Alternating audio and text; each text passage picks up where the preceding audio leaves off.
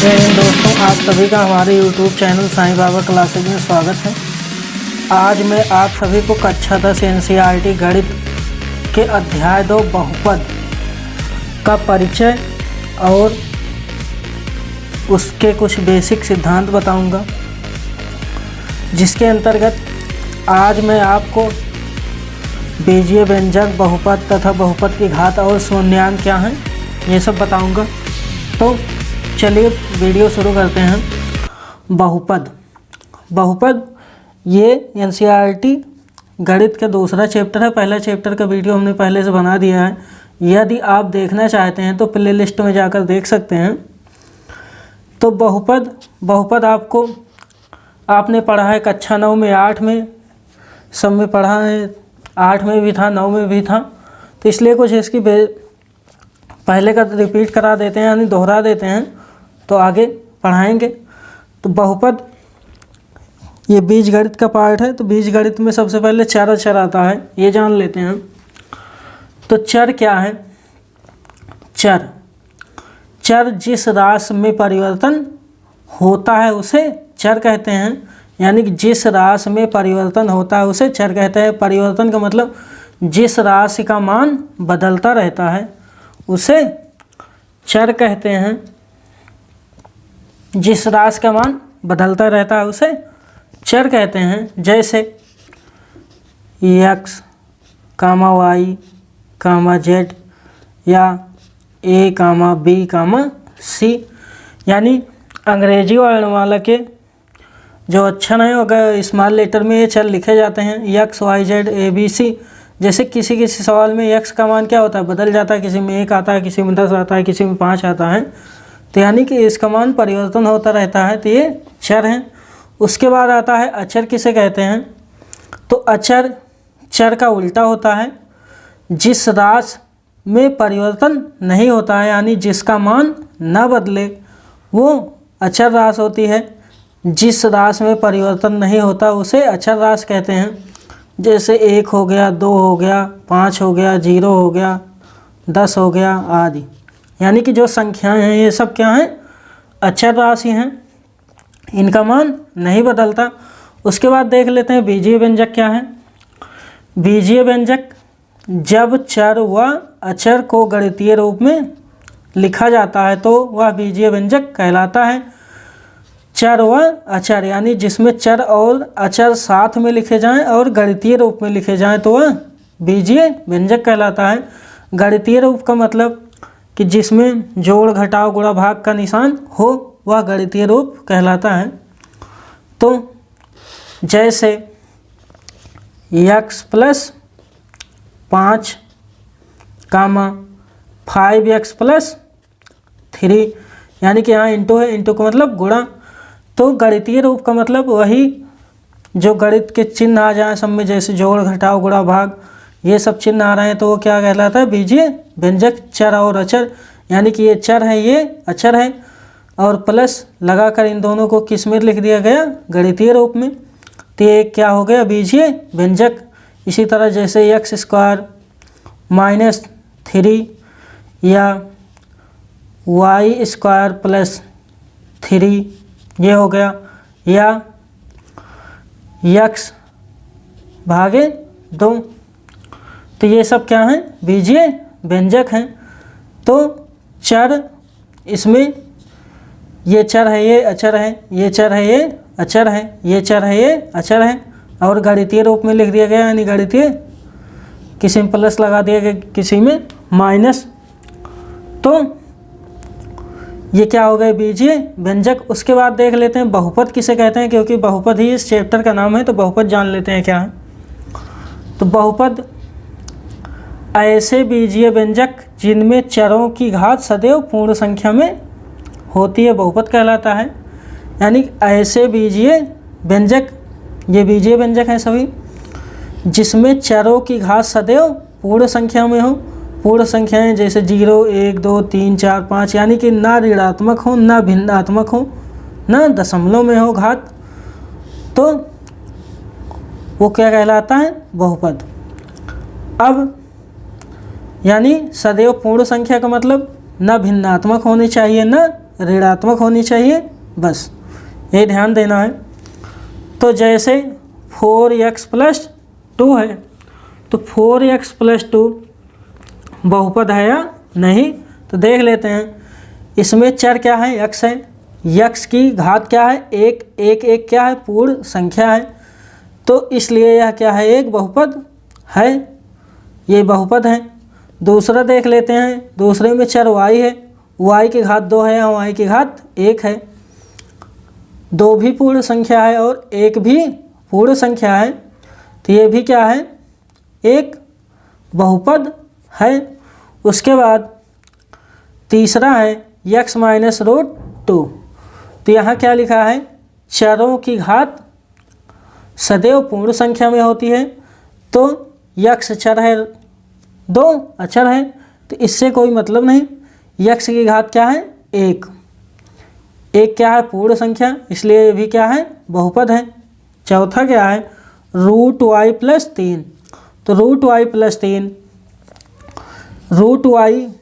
√y को क्या लिखा जाता है, y की घात 1/2, तो यहाँ पर y की घात क्या आ गई, भिन्नात्मक। जब y की घात भिन्नात्मक आ गई तो ये बहुपद नहीं है, यानी कि जिस बीजीय व्यंजक में रूट रहेगा चर पर, वो बहुपद नहीं होगा।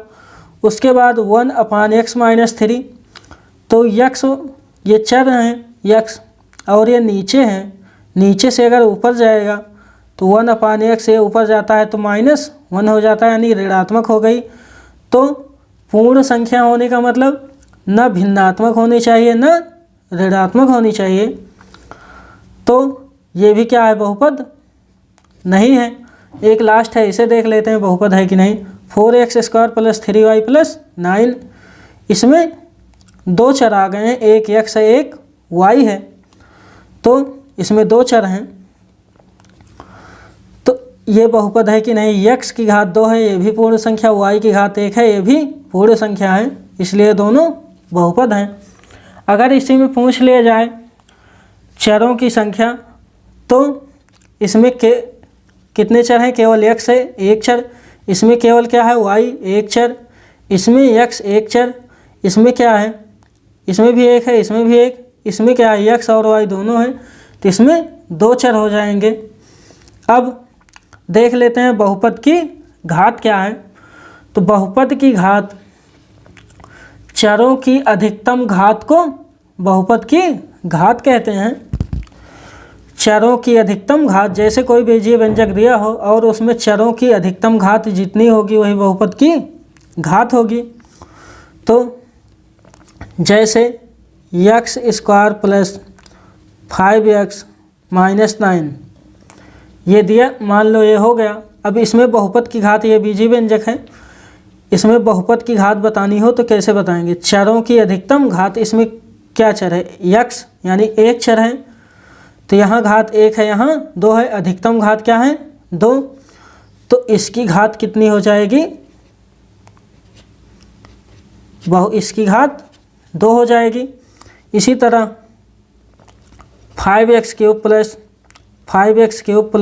2x² - 3 अगर लिखा जाए, तो यहाँ x की घात 2 है, यहाँ x की घात 3 है, तो अधिकतम घात क्या है, 3, तो इसकी घात कितनी हो जाएगी बहुपद की, 3।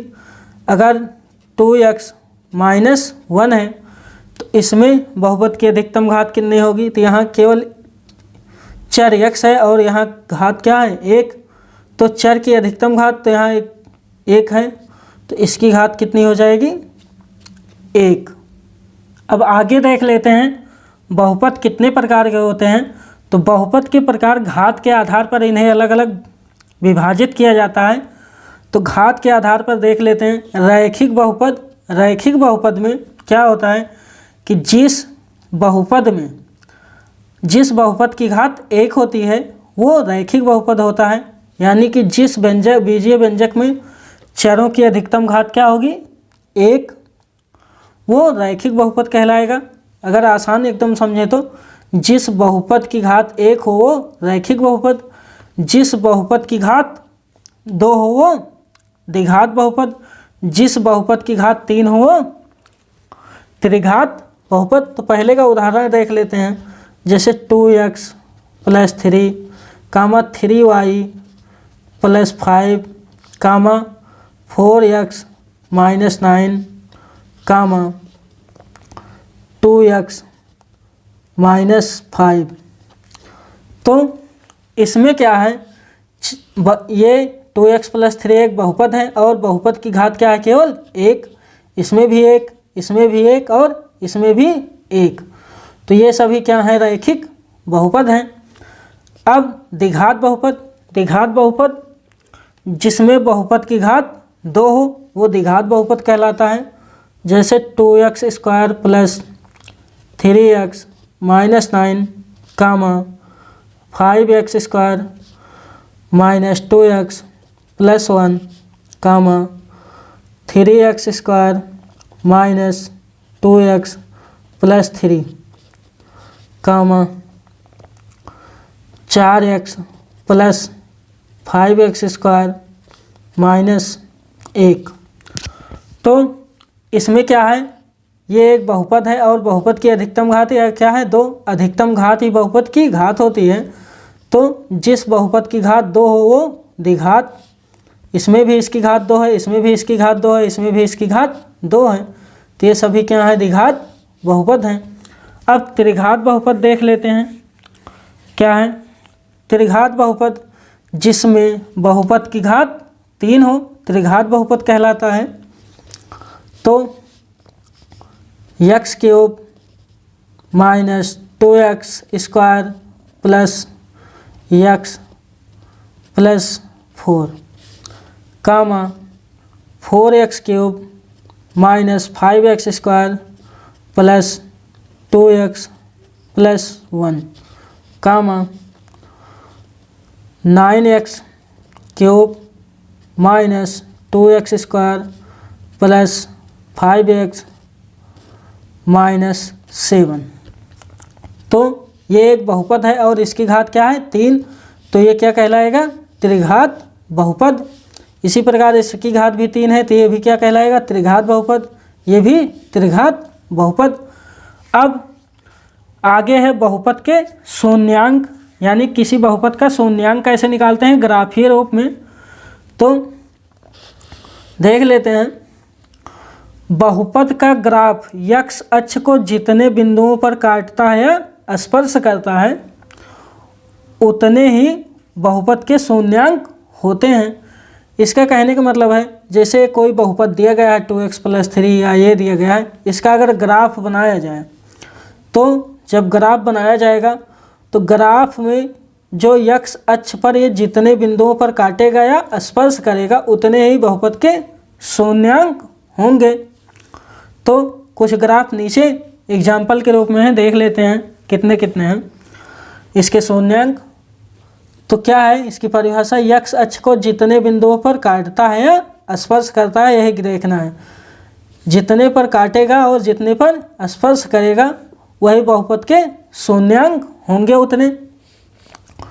तो ये x डैश ये x अक्ष है और ये y अक्ष है, यानी जो हॉरिजॉन्टल है क्षैतिज रेखा वो x अक्ष है, जो वर्टिकल यानी ऊर्ध्वाधर रेखा है वो y अक्ष है। तो हमें केवल इतना ही देखना है कि x अक्ष को कहाँ काटती है और कहाँ स्पर्श करती है।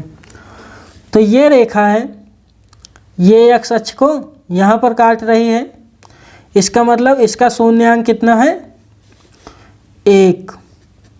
इसका शून्यांक क्या हो जाएगा, 1। इसमें ये परवलयाकार रेखा है, ये कहाँ कहाँ पर x अक्ष को काटती है, एक बार यहाँ पर, एक बार यहाँ पर, 1 2 स्थानों पर काट रही है। तो इसका शून्यांक कितना हो जाएगा, 2। शून्यांक 2।